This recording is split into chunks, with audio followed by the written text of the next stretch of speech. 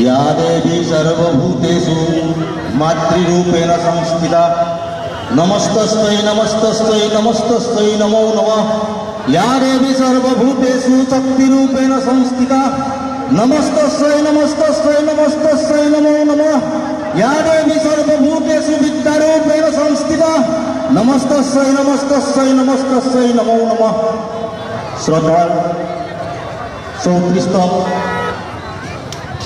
কালাঘাটখোলা শারদীয় দুর্গোৎসব কমিটির সভাপতি সম্পাদক প্রমুখে বিষয়ববীয়াবর্গ উপস্থিত আমার মাজতে উপস্থিত আজিৰ ঘোষক আগৰ এই দুৰ্গা পূজাৰ সাধাৰণ সম্পাদক আপোনালোকৰ সকলোৰে মৰমৰ প্ৰিয় গুণমণি ভূঞা আৰু শ্ৰদ্ধাৰ ধৰ্মপ্ৰাণ ৰাইজ,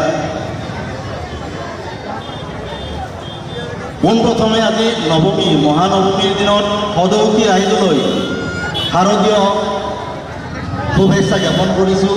আমি সকলোৱে দুটা ৰূপত বা দুবাৰ দুৰ্গা পূজা আমি অনুষ্ঠিত কৰোঁ বা দুৰ্গা মাক পূজা কৰোঁ।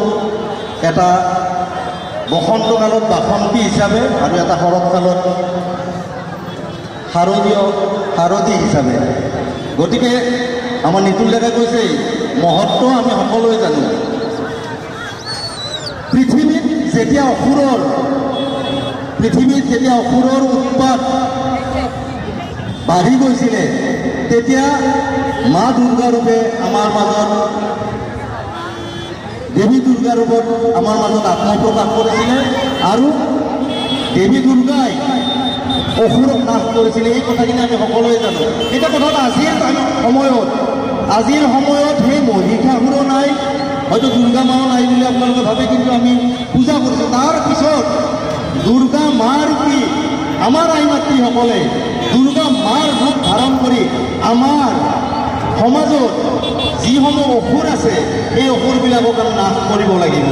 আমি নিজৰ মাজত যি অসুৰ আছে আমাৰ নিজৰ মাজত কাম ক্ৰোধ লোভ মোহ মদ মাৎসৰ্য যি 6 ৰূপী আমাৰ মাজত অসুৰ আছে এই আসুৰিক শক্তিক আমি নাশ কৰিব লাগিব। আজিৰ সমাজত দিনে দিনে অসুৰৰ সংখ্যা হয়তো বাঢ়ি গৈছে। এই শৰৎকালত এই শাৰদীয় দিনত এই দুৰ্গা পূজাৰ সময়ত বেয়া কথা ক'ব নাপায়, কিন্তু যিহেতু দুৰ্গা মাই আমাৰ অসুৰক নাশ কৰাৰ কাৰণে জন্ম হৈছিলে, এই দুৰ্গা পূজাৰ সময়ত ৰাইজক মই আহ্বান জনাইছোঁ আমাৰ মাজত আমাৰ সমাজত যদি অসুৰ ৰূপী কিবা আছে এই অসুৰসকলক নিধন কৰাৰ দায়িত্ব কিন্তু আই মাতৃসকলৰ। এই আই মাতৃসকল আপোনালোকে চাব, আমি ধৰ্ম মানিব লাগিব। ধৰ্ম যদি আমি নামানো ধৰ্মই কিন্তু আমাক ৰক্ষা নকৰিব। সেইকাৰণে আগতে কৈ গৈছে ধৰ্মক ৰক্ষা কৰিলেহে ধৰ্মই আমাক ৰক্ষা কৰিব। আমি সকলোৱে ধৰ্মটো লাহে লাহে নামানা হৈ গৈছোঁ। ধৰ্ম আমি মানিব লাগিব। সমাজখন যদি আমি সুশৃংখলভাৱে চলাই নিবলগীয়া হয় তেতিয়াহ'লে আমি ধৰ্ম মানিব লাগিব।